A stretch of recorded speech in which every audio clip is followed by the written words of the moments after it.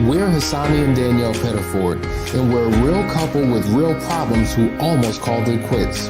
I was very frustrated. I became very disconnected, very jaded and cold. We have 4 children, going on 20 years of marriage, and we practice what we preach. Our mission, to change the way couples relate to one another and teach them the skills needed to improve the quality of their relationships. This is the Couples Academy Show. Well, good morning, everyone. You're watching the Couples Academy Show. This is Hassani Pettiford. As you can see, I'm live in my vehicle, parked, not driving, on my way to the airport, and had to pull over to the side because I had to come on and engage you in a conversation. So listen, headed to the airport, got to be there on time, but we're going to have a conversation this morning. So wherever you're dialing in from, we want to know who you are, what city, what state, what country, so that we can have a good conversation. We're in part 2 of a series. We've been talking about the signs of a toxic relationship. Lakeisha Hines joined me on yesterday. We were talking through some points. We're going to go deeper into it today. But listen, before we get started, I guess you can see my finger over here. Before we get started, make sure you take the time to like, share, and subscribe. Let the people know that we are on. We want them to engage in this conversation so that change can begin to take place all around. All right, so let's dive in, guys. Let's dive in. Some of the signs of a toxic relationship. Remember, if you are experiencing this, it doesn't mean that the relationship is over. It doesn't mean that it's time to give up, throw in the towel, call it quits, and just get the divorce. It just helps you to be aware so you know what to work on. Now, let me just say, if you are experiencing any one of these, it doesn't mean that your relationship is toxic. These are signs of a toxic relationship. Let me give you an example. We hear all the time, I think my husband's a narcissist. He's a narcissist. He's a narcissist. And I'm like, well, I don't know about that. Has he taken a test to properly assess him? Does he have narcissistic personality disorder? If not, we got to be careful not to label. Because the fact is, we all have characteristics of narcissism, but it doesn't make us a narcissist. Likewise, we may have some signs of a toxic relationship, but what I would say, the more these signs that you do have, the more of a probability that it could be toxic. So, number 1, belittling. Do you feel belittled by your spouse, or are you the one who's constantly belittling, making your spouse feel less than, always having something critical or judgmental to say, always, in essence, teaching them a lesson, correcting them, reprimanding them? These are not healthy, or these characteristics or behaviors are not healthy when you are in an adult relationship with your spouse. If you're constantly picking and constantly having something always to say, it's a sign that, wait a minute, something's off. Something's off. Okay, so belittling, and some people just have a tendency to do that. Maybe they have this air about them that they're better than, that they're know-it-alls, right? That they're always right and everyone else is wrong and needs to be corrected. But if you find that that is a characteristic that either you or your spouse is exhibiting, it may be an indication that it can be kind of toxic. Number 2, guys, constant fighting. Are you constantly fighting in your relationship? Not just about major things, but about little things. Like, it doesn't matter what the topic is, it's just always this back and forth banter. Can we just have peace? Can we just have a normal conversation? Does it always have to be a competition for who's right? But beyond this competitive, argumentative, debating, I just want to, say what's on my mind and I just want to be heard.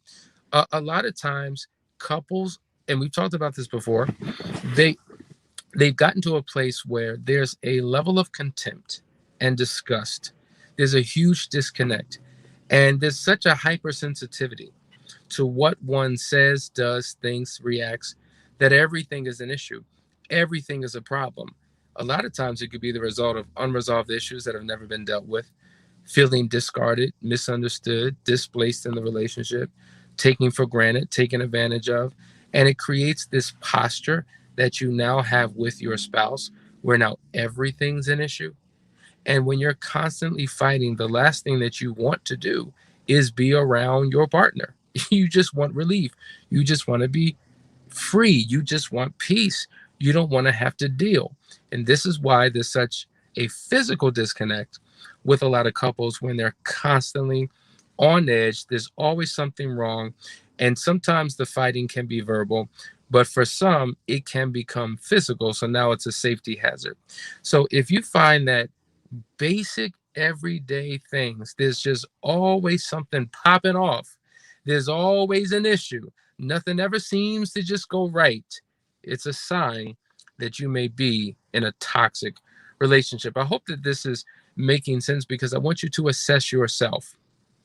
I want you to think about how you're showing up. It's easy to think about your spouse and boy, he need to hear this. And if she was only on this live stream, but I want you to assess both you and yourself and be honest about your situation. Okay.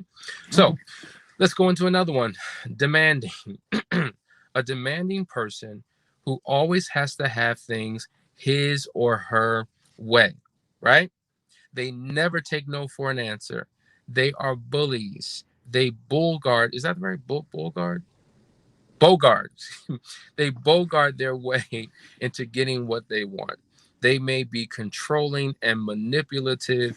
They may browbeat. They may just wear you out with what they want until you cry uncle, until you give in. And then it becomes and then that takes on the nature of the relationship, right? Where the more assertive, the more aggressive, the more I'm going to stick to this until I get my way. The individual who operates in that particular way, it creates a huge issue in the relationship because here's the deal. The one who's constantly losing and accommodating and going along with and fine, if that's what you want, fine. There's a level of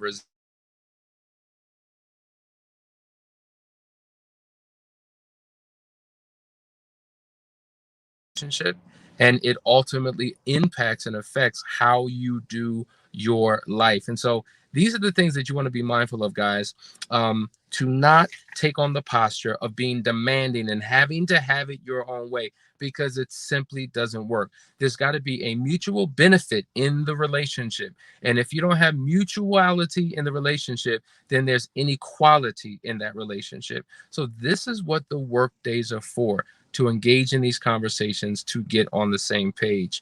The next one, never being able to resolve conflict. Is that you? You know, we talk about, Danielle has actually talked about this, how many of us have just agreed to disagree. We don't know how to agree. We don't know how to agree. And if we can't agree on little things, we certainly can't agree on the big things. So you have to find opportunities to come into alignment, to come into agreement on, so that you know how to handle the bigger issues in your life and in your relationship. But when you don't know how to agree, things go wrong. All right. This is a short show, guys. I'm just giving you some tips because I got to get to the airport, so I hope it's helping. But the next thing is controlling behavior. When you're constantly and these are similar, but when you constantly have to be in the driver's seat, things have to go your way, it becomes a huge, huge issue. And so if it's your spouse doing it, then things have to turn around. And then justifying your bad behavior. Like if you can't be corrected, if you can't see another perspective, if you can't look in the mirror and be honest about your situation and how you're showing up, but you got to justify and rationalize who and how you are, it is a problem, folks. It is a major problem. So these are some signs of a toxic relationship. Tomorrow, when I'm actually in a physical location, we will talk more. So listen, have a conversation with your spouse. Tune in tomorrow so that we can go deeper. Love you guys. Talk to you soon.